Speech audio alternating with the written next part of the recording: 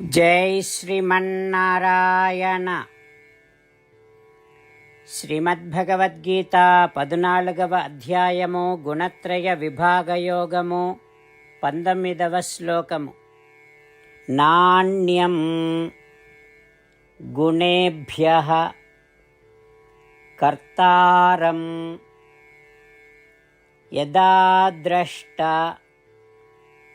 అనుపశ్యతి గుణేభ్యశ్చ పరం వేత్తి మద్భావం సోధిగచ్చతి. ఓం. గీతాచార్యుడు శ్రీకృష్ణ పరమాత్మ అర్జునుడితో పాటు మనందరికీ గుణత్రయ విభాగ యోగాన్ని ఉపదేశం చేస్తూ ఉన్నాడు. పరమాత్మ ఈ రకంగా అంటూ ఉన్నాడు, అర్జున, అన్ని పనులు చేసేది ఈ 3 గుణములే, సత్వరజస్తమో గుణములే, ఇతరమైనవి ఏవీ కావు. అయితే ఈ విషయాన్ని తెలుసుకున్నటువంటి జీవుడు నేను జరిగేటటువంటి కర్మలన్నింటికీ కర్తను కాను, 3 గుణములే కర్తలు అని కర్తృత్వాన్ని 3 గుణముల మీద ఎవరైతే వేస్తారో వారు నా దివ్యమైనటువంటి స్వభావాన్ని పొందుతూ ఉన్నారు అంటూ శ్రీకృష్ణ భగవానుడు సత్వగుణాన్ని స్థిరముగా కలిగి ఉన్నటువంటి ఆత్మజ్ఞాని సత్వరజస్తమో గుణములనే కర్తలుగా భావిస్తూ ఆ గుణముల కంటే తాను విలక్షణమైనటువంటి వాడిని అని గుర్తిస్తూ జరిగే కర్మలన్నింటికీ తాను కర్త కాడు అనేటటువంటి భావనను కొనసాగిస్తూ ఆ రకమైనటువంటి సాధన చేసేటటువంటి జీవుడు తనంతటి వాడవుతూ ఉన్నాడు అంటూ శ్రీకృష్ణ భగవానుడు ఉపదేశం చేస్తూ ఉన్నాడు.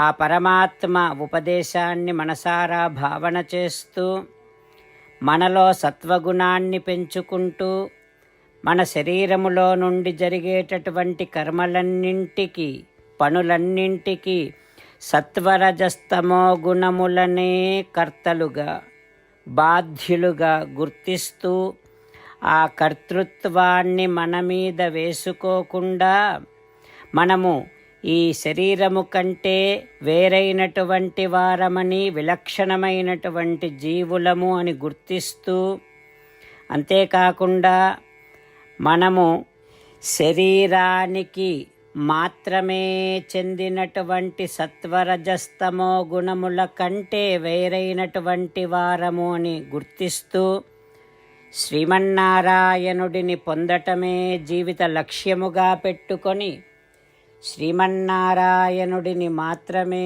శరణు వేడుకుంటూ పరమాత్మ పలికిన పలుకులను అదే విధంగా పలికే ప్రయత్నం చేద్దాం.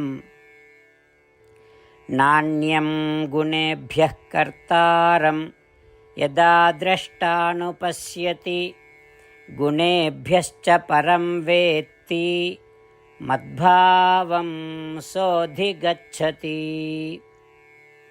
అంతేకాకుండా మనం ప్రతిరోజు శ్రీమన్నారాయణుడికి ఒక 8 పనులు చేస్తాం అని మాట ఇద్దాం. ఎందుకంటే శ్రీకృష్ణ భగవానుడు 18వ అధ్యాయములో 65 నుండి 70వ శ్లోకాల ద్వారా శ్రీమద్భగవద్గీత అంతటికీ సారభూతముగా మనకు 8 పనులు చేయమని చెప్పాడు. అలా చేస్తే చాలు, నేను మిమ్మల్ని అన్ని విధాలుగా రక్షిస్తా అని ప్రమాణపూర్వకముగా ప్రతిజ్ఞ కూడా చేశాడు. అందుకని శ్రీమద్భగవద్గీతను అంతటినీ విన్న తర్వాత అర్జునుడు కూడా చివరకు కరిష్యే వచనం తవ, కృష్ణ నువ్వు చెప్పినట్టే చేస్తా అని అన్నాడు. కనుకనే భగవానుడు అర్జునుడికి అన్ని విధాల విజయాన్ని అందించాడు. మనం కూడా ప్రతిరోజు శ్రీమన్నారాయణుడికి ఆ రకంగానే మాట ఇద్దాం. 8 పనులు చేస్తాం అని మనము మాట ఇస్తే అది అష్టాక్షరీ మహామంత్ర జపము చేసినటువంటి ఫలితాన్ని మనకు ప్రతిరోజు ఇస్తుంది. ఇట్లా మాట ఇవ్వటం కంటే గొప్ప పూజ, యజ్ఞము, తపస్సు మరొక్కటి లేనే లేదు. అందుకని నేను అంటూ ఉంటాను, మీరు మనస్సులో భావిస్తూ ఉండండి.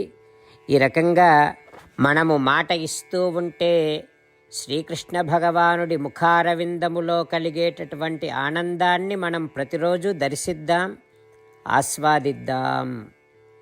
జై శ్రీమన్నారాయణ. హో శ్రీమన్నారాయణ, నువ్వు చెయ్యమన్నట్టే నేను నిన్నే సంతతము ధ్యానము చేస్తూ ఉంటా.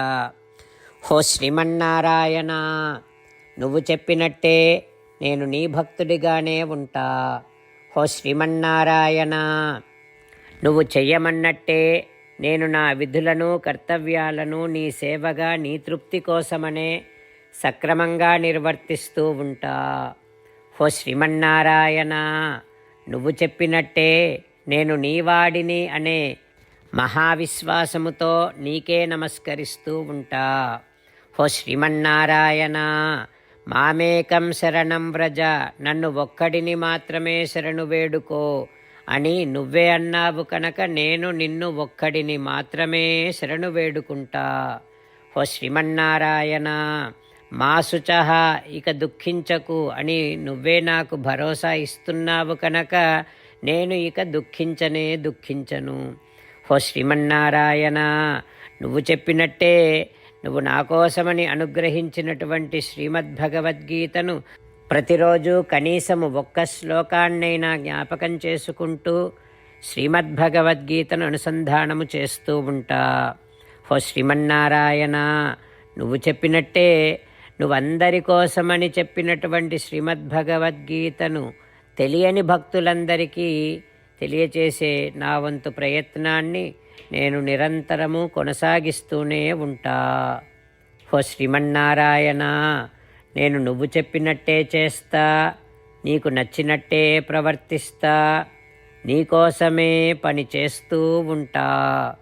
కరిష్యే వచనం తవ నాణ్యం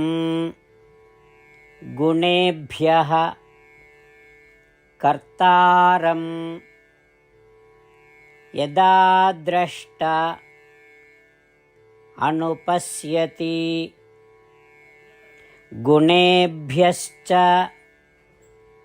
పరం వేత్తి మద్భావం సోధిగచ్చతి. ఓం నాణ్యం గుణేభ్యః కర్తారం యదా ద్రష్టానుపశ్యతి గుణేభ్యశ్చ పరం వేత్తి మద్భావం సోధిగచ్చతి.